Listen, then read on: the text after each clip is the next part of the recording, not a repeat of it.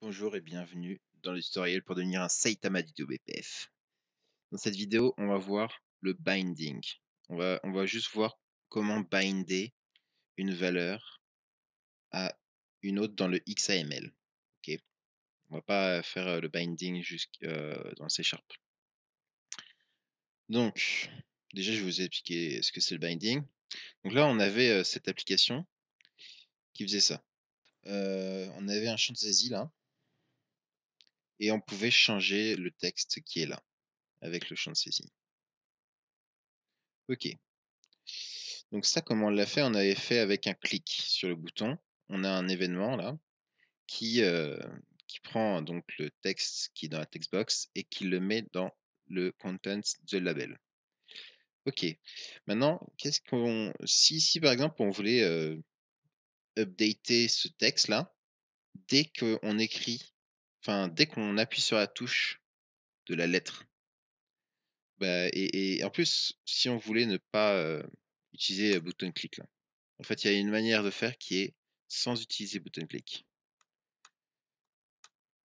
OK.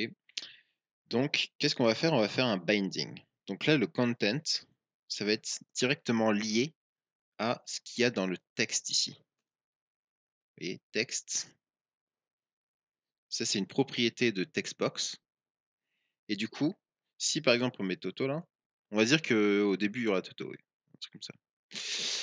Donc et ben, en fait, on va dire que cette valeur content là, elle va être égale à cette valeur texte. OK?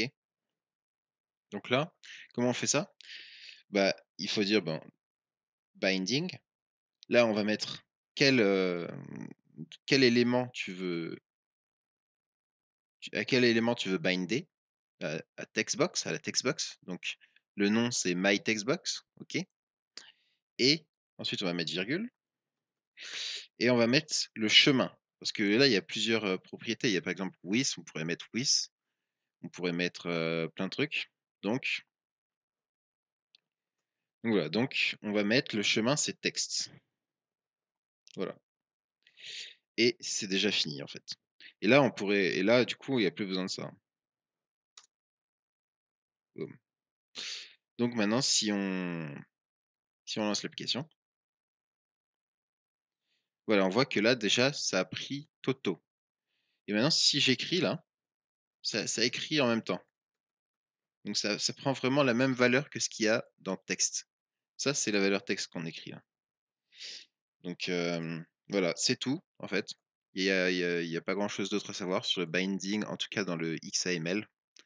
Faut juste element name et path.